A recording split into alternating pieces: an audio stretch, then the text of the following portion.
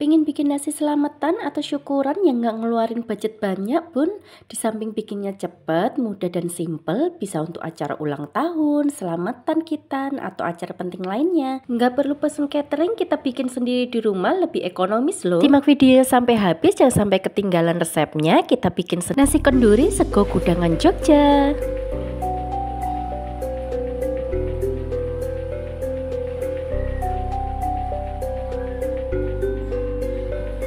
Dengan budget 100 ribuan bisa untuk 6-7 porsi bun, ekonomis sekali kan. Di sini nanti nasi bancaannya selain nasi putih ada lauk ayam goreng gurih, kemudian gudangan sayur dan telur rebus ditambah dengan sambal goreng krecek. Resep yang aku mau bagiin di sini adalah resep khusus nasi kenduri khas Jogja ya bun. Nggak pakai lama, kita langsung cus ke resep. Untuk menu masakan yang pertama ya kita akan bikin gudangan ya atau urap sayur. Nah di sini aku mau bikin untuk bumbunya.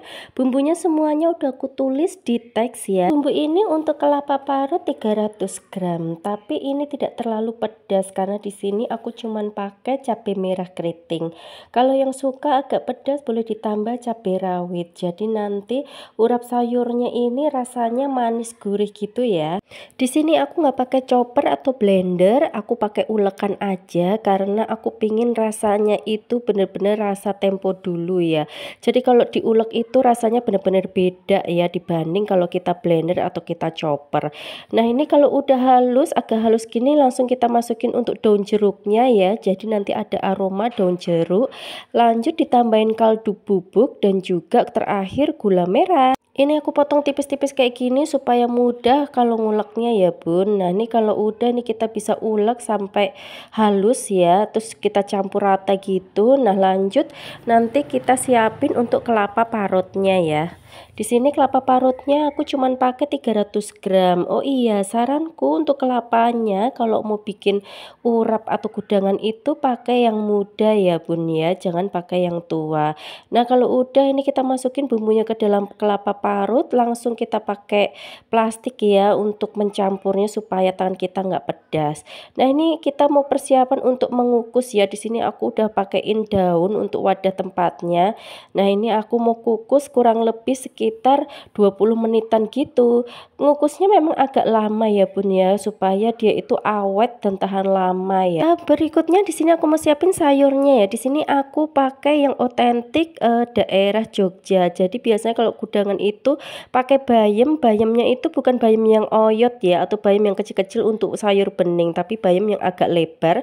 Terus di sini aku pakai wortel, kacang panjang dan juga toge. Togenya ini boleh yang pendek atau yang panjang. Nah kalau udah ini aku mau rebus. Air rebusannya di sini aku tambahin sedikit soda kue supaya nanti sayurnya itu warnanya tetap hijau. Dan jangan lupa untuk sayurannya nanti kalau sudah ditiriskan kita taruh di air es ya bun ya. Jadi supaya tetap hijau untuk warnanya. Nah lanjut aja ini kalau yang untuk bayam dan kolnya nanti aku mau potong-potong di akhir aja ya. Jadi nggak aku potong dulu. Nanti kalau udah selesai, nah ini aku akan potong-potong. Selesai sudah untuk resep yang pertama. Yang kedua ini aku mau bikin untuk ayam goreng gurihnya. Di sini juga khas otentik dari daerah Jogja. Di sini ada ayam goreng gurih. Jadi ayam gorengnya itu sebenarnya pakai ayam pejantan atau ayam kampung ya. Tapi di sini aku pakai ayam boiler aja. Nanti masaknya itu diungkep kayak kita bikin ayam goreng. Tapi sebelumnya tadi aku udah marinasi dulu. Nah ini untuk bumbu-bumbu ayamnya semua udah aku tulis di teks ya takarannya.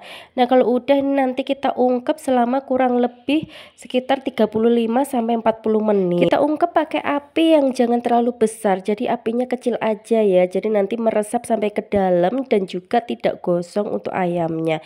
Nah ini sambil diaduk sesekali ya, karena di sini aku pakai santan ya bun ya supaya lebih gurih. Nah kalau udah nih bolak-balik sebentar, ini kita sisakan sedikit kuahnya ya karena kita akan campur dengan tepung. Jadi nanti ayamnya pas digoreng itu kita taruh sedikit tepung yang sudah dibumbuin gitu. Lanjut di sini aku mau langsung goreng aja untuk ayamnya ya. Di sini pakai minyak yang udah mendidih tapi apinya kecil aja ya bun ya. Jadi nanti dia matangnya sampai ke dalam dan nggak gosong. Nah kalau udah nih kita kasih sedikit baluran tepung yang sudah dibumbuin tadi ya. Jangan lupa dibolak-balik ya. depan dan belakangnya ikut dibalurin tepung yang sudah dibumbuin. Nah kalau udah kecoklatan seperti ini kita bisa tirisin ya bun ya. Menu masakan yang kedua sudah selesai dan ini lanjut ke masakan yang ketiga, yaitu sambal goreng krecek. Di sini aku pakai ati dan ampla ya, 2 buah aja. Ini kita potong kecil-kecil seperti ini. Lanjut ini cabenya aku rebus dulu supaya nanti warnanya agak merah gitu. Nah ini untuk bumbu-bumbunya udah aku tulis semua di tag. Untuk bumbu-bumbunya ini jangan ada yang di skip ya. Kalau kalian suka yang agak pedas boleh ditambahin sedikit cabai rawit. Nah kalau udah komplit semuanya ini kita halusin semua ya guys ya, pakai blender juga boleh.